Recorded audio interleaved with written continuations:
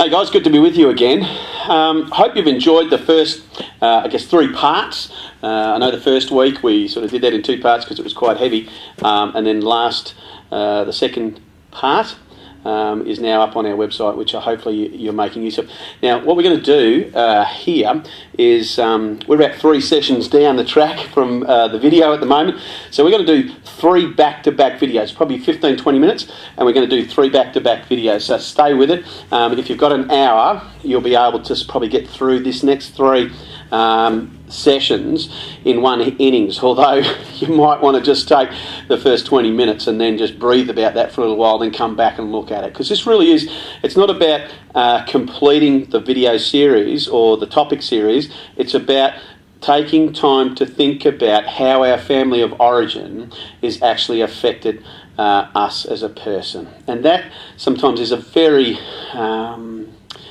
it's a very kind of daunting process, because we have to recognise some gaps that are in our lives, some flaws that are in our lives, and that can always be challenging. So just to recap again on where we went to, you'll notice our tree has changed from last time we were on video to now, and that'll unroll for you over the next hour as we spend that time together.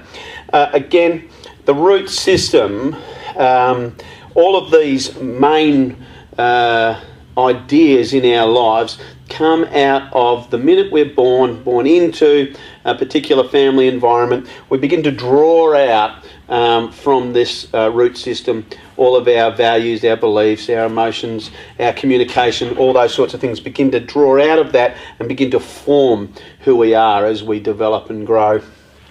And then we got talking, of course, about the issue around need, want and should. And I really appreciate some of the messages and the emails and the phone calls that different ones of you have called me and talked to me a bit more about, can we spend more time, can I do this, can I do that, where this whole idea here of need, want, should has really liberated you as a person. And I really encourage you to continue to be aware of coded language that you use in your family, with your parents, with your kids, with your mum and dad. If you're my age, you've got older mums and dads. They still use that coded language. It's just in us, unfortunately, for one level. So should, of course, is about somebody else's beliefs, and it operates a lot out of guilt and shame. Need to, want to, talks about responsibility, and of course want to is about desire, and then weighing up. We talked about weighing up, giving honour, weighing up the things in each one another's lives. In our own, we have to weigh up too. There's no point just pointing the finger out at mum, dad, brother, sister, auntie, uncle, wife, husband, whatever it is, and say, yeah, you're like that. We all have something that sometimes in different times in our life can get out of balance. We can we might get unwell, we might lose our job, something may happen, and we get out of whack, and everything becomes a bit distorted. If you've had any kind of addictive behaviour in your life, drug abuse, alcohol, whatever, sometimes the chemicals in our brains, even pregnancy, a lot of women get out of balance at times because they get pregnant, their hormones get a bit nutty, and there's chemicals that get released in the brain that sometimes don't rebalance once the child is born. And so there's a lot of research around that, and we're not going to get into that, but all of a sudden we realise that sometimes our perspective on things is a little bit out of whack, and we need some people around us to just prune us in a little bit at times, even though that's a bit painful. So tonight I wanted to talk to you. We had a session, our 3rd session in, I guess, which was quite fascinating when I began to talk to some young people about how this flows out into a relationship, both into friendship relationships and into boyfriend-girlfriend relationships, of who they actually seek when they're trying to find this person that's going to meet some of their needs. And it was quite challenging. So whether you can see the prop or not, at the moment we invited people to the couch, because that's where you kind of get all squishy and cushy and romantic, and it's kind of lovely and it's adoring, and you can sit on one another's knee, and it's that kind of stuff. So tonight I want to invite you to the couch, to sit on the couch and relax, take a moment to think back maybe over some of the relationship you've had, how you actually went out to look out for those particular relationships, and how your family of origin sets you up for a particular frame in which you will look for a certain type of guy or girl. Now, I've known a lot of gals in my life that have said things like, oh yeah, I know I need the good guy, but I always go for the bad guy. You know, I like the bad boy. Oh, really? Okay, well, there's reasons for that. And then guys might want a virgin, for example, but are happy to sleep with a whole bunch of different girls and then figure out, well, how come there's no virgins left, you know? And you want an experienced girl, and you want somebody that knows who they are, and do they really? And so if you've got insecurities sort of coming out of your family of origin, you might not want a very secure, independent kind of woman, because they might make you feel a little bit more inadequate. And so what you try and do is pull them down and then make them feel inferior in certain areas because of your own family of origin stuff. So, excuse me, I got a little bit of a cold at the moment, so we'll get through this anyway, because that's really cool. So, as we spoke, as I was talking to young people, they began to really open out. Now, it was so powerful to actually be in the room as young people began to talk about how they approach or look at a relationship with somebody else, a friendship or a more personal relationship with someone, like a boyfriend or girlfriend or what have you, for some of our guys, it's same-sex attractions. And so we have to deal with those sort of complexities as well. And so for you, I want to take you back a little bit to thinking about when you were first looking at boyfriend, girlfriend and all those kind of friendships, how that your family of origin affected the way that you said you did this. So I did a simple experiment. I simply asked a guy and a girl, what's your best pickup line? And of course we won't repeat the ones that the boys said on camera, and because there was all the typical sort of bogan responses to that, and how they thought a girl really desired to be picked up. And the interesting part was, with all the girls in the room, we asked them, we said, well, girls, which girl in the room actually really loved any of those pickup lines? Of course, they all laughed and said, yeah, right, we don't want... that wouldn't get us, that would not compel us to go out with that particular guy. And yet all the boys thought that they were really cool. They were really some good lines, and some of them were very funny, I've got to admit. They were hilarious. And I don't know if they've ever used them, but in the context of the night, it was quite funny. Then we asked the girls, so how do you go about picking up a boy? Like, how do you first initiate those sort of things? What do you look for and what do you see? And of course, all the girls went, well, he's got to have a good personality. Sure they did. And they all said he's got to then be good looking, he's got to be funny, I think was the third one. And so we said, right, so the whole idea of eye candy isn't the first option. And as we dispelled some of that stuff, we realised with the power that media has had in our world on changing even how women think about the engagement of a guy, how they're going to engage a guy. Media has been powerful, especially over a couple of generations. It has really eroded a lot of women's perspectives, or girls' perspectives on what's important to them as a female pursuing a boy. And there's a lot has moved away from the idea that a woman was inherently designed for relationship. And more so now it's about the optic nerve, how much, which is more a male issue. And so women are more and more being put under pressure to optically see a male first and then worry about whether they've got any sort of intelligence to be the kind of person they are. And one of the key things that we talked about, if you want to give some advice to your young people, your kids or whoever, there's 4 key things that you could actually talk about. And this was just a little by the way thing. There's 4 key issues that if anybody's going into a relationship would be a way of kind of like, how do I know mum? How do I know dad? Whether this is the right one, the wrong one, the one I should be with or the one I shouldn't be with. How do I know? Here's 4 key things for you and that might be helpful for you. First of all, there has to be trust.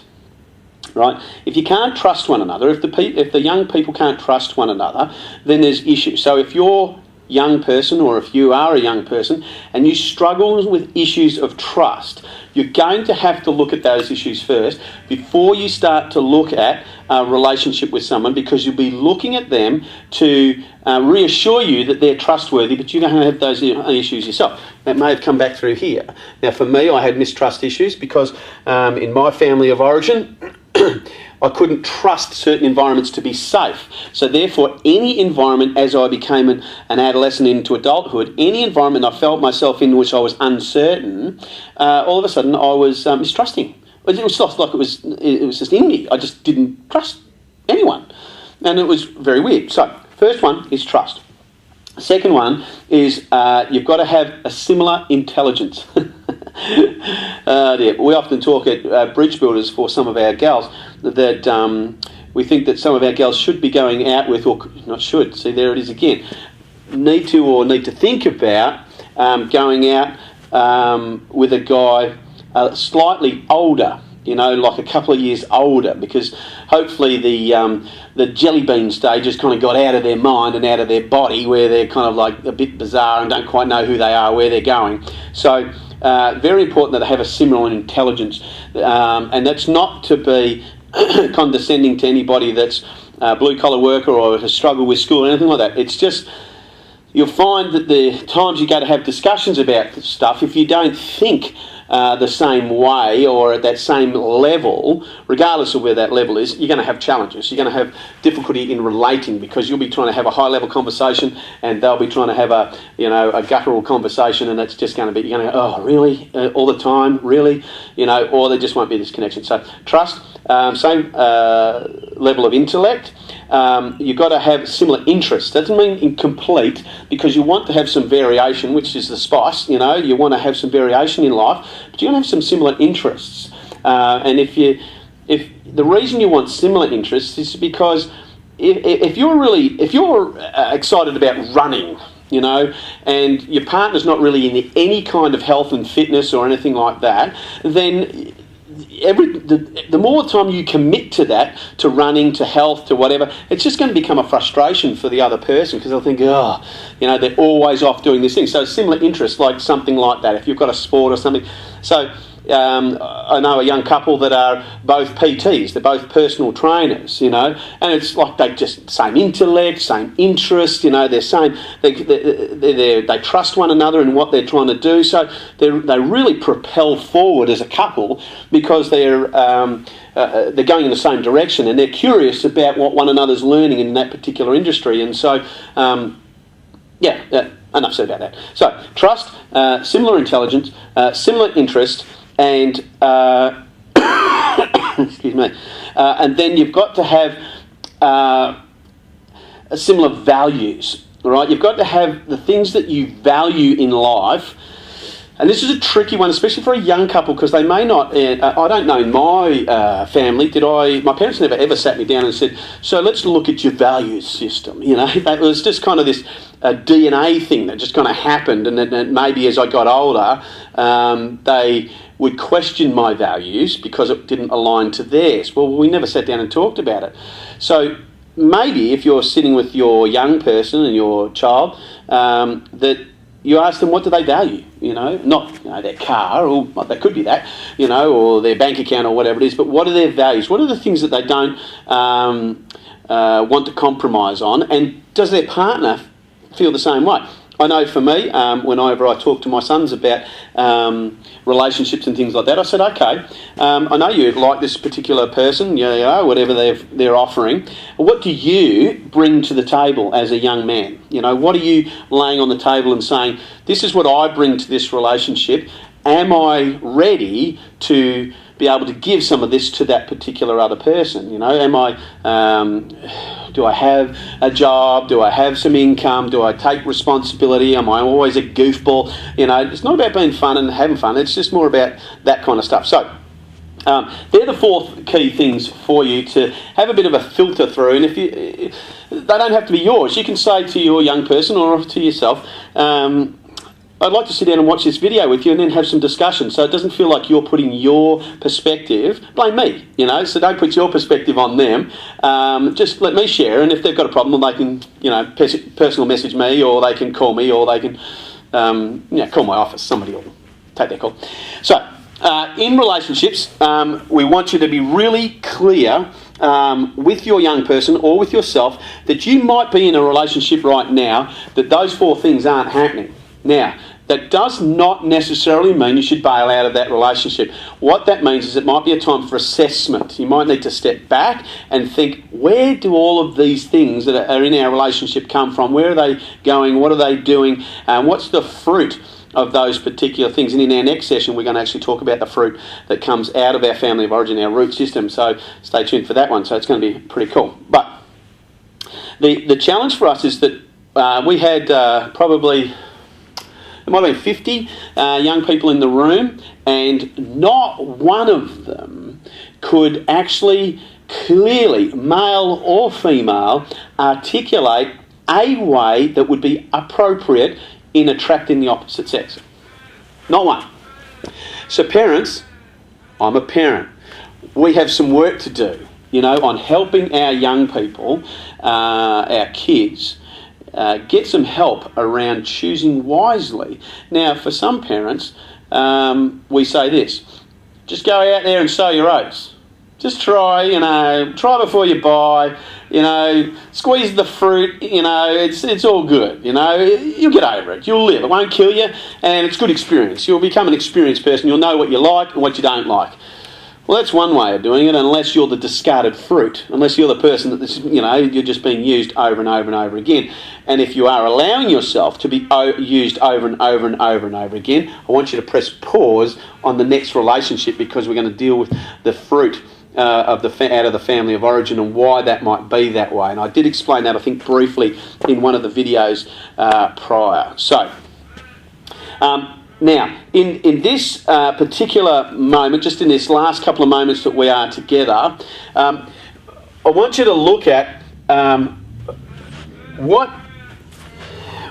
what you're drawing out of and what's coming out up here, all right? So I want you to just take a few moments to sit down in your lounge room, on the couch, without any noise or whatever. Now, if you want to play some music, sometimes for me, if I've got a lot of stuff going on in my head, I'm upset about something, emotional, can't quite figure out where I am, I like to listen to a bit of music, and it just sort of calms me down. I'm not talking about AC/DC either. I'm talking about something, the Buble or something like that. Something that's calming, something, worshipful, something, whatever it is, that is trying to really calm you. Now, that's my trigger. Some people like to go out to the beach, some people like to go up the hills, whatever it is, and that's where they get that kind of solitude time to reflect. Take a moment. This is worth it. You are worth taking the time. Now, for you males right now, if you're watching this, Dad, you're going to be saying, don't worry about that. Trust me, you will be a more powerful husband and a more powerful father if you can get in touch with some of this stuff, because you will be just operating out of your family of origin stuff, pushing that onto your kids and wondering why there's conflict or no connection or no kind of movement forward. Now, there are stages in young people's lives where they're going to push back against your values, your beliefs, your communication, everything, because they need to. They need to establish it themselves. They need to form their own root system to become strong, right? But for you, this week, or for an hour, sometime tonight, whatever it is, or today, tomorrow, I don't care when, you have to decide. This is about you, remember? Right from the start, we said this is about you. This is not about your spouse, your lover, your kids right now, or whoever, your brother, your sister, your mum, your dad, your auntie, your uncle, whoever it is. It's not about them. This is about you right now, and I need you to focus on you and be really honest. It's not a test, all right? So it's not something you're going to fill out and go, oh yeah, I got 10 out of 10 on that. This is purely about coming to a point where you recognise that there are some behaviours that are repeating in your life that you need to stop and just write down. Just write down these behaviours right now. And in the next 2 videos, I hope to give you some answers to those particular. And if I don't, by all means, message me on Facebook or email me, or you can text me. Calling me is a bit of a challenge, So, and for many of you, you'll know that. But So the idea here is take some time, whether it's on your phone, your iPad, on a piece of paper, and men, I don't care if you write it out on a piece of paper and then throw it in the fire and burn it.